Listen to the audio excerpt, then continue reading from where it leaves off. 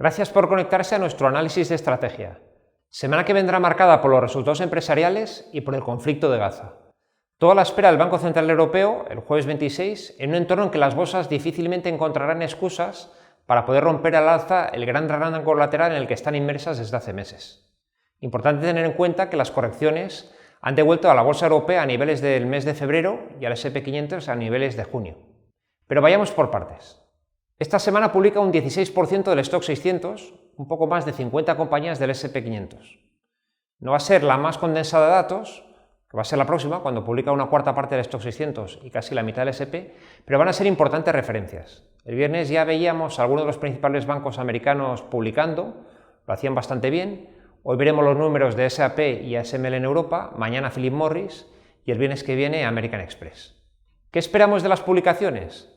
Pues en Estados Unidos un primer trimestre de crecimiento positivo de beneficios tras casi un año sin crecer, más 1,1 frente a menos 3,4 el trimestre pasado. En Europa los resultados van a ser más flojos y van a estar bastante lastrados por el sector de materias primas. El consenso está esperando una caída del beneficio por acción del 8% y un 4% de caída para las ventas. Y eso que venimos de un trimestre pasado muy flojo, en el que vimos la menor proporción de batidas de beneficios desde el año 2020 y la más baja en ventas desde el año 2018. La idea es que a partir de ahora, aunque podamos empezar a ver una cierta mejora de las cuentas de las compañías, nos parece que el consenso está bastante optimista, sobre todo cuando miramos los números de cara a 2024, donde se espera un crecimiento para Estados Unidos del 12% y del 7% para Europa. Y por tanto no vemos unos resultados empresariales como un catalizador muy positivo para las bolsas. Por otro lado, en cuanto a los tristísimos acontecimientos de Oriente Medio, más allá de la incalificable tragedia humana que conlleva, el punto determinante está en si habrá una escalada adicional del conflicto hacia otros países como Irán, que pudieran llegar a añadir más tensión en el estrecho de Hormuz, que al final es por donde pasa casi un 40% de las exportaciones de crudo de los principales países del Golfo.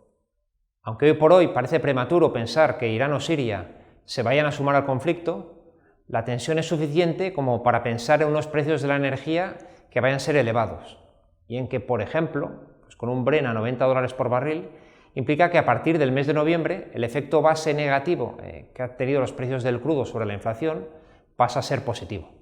Todo esto nos lleva a la macro, y en concreto al dato más importante de la semana que se publica hoy mismo, y son los datos finales de inflación de la eurozona. Debería mantenerse en el 4,3 y la tasa subyacente en el 4,5. Todo en un entorno en el que ya hemos visto que en Estados Unidos la inflación se mantuvo en el 3,7, con la subyacente bajando 2 décimas hasta el 4,1. Un entorno de moderación de la inflación subyacente, pero a un ritmo mucho menor al visto en los meses anteriores. Con todo esto, ¿qué esperar de los mercados para los próximos días?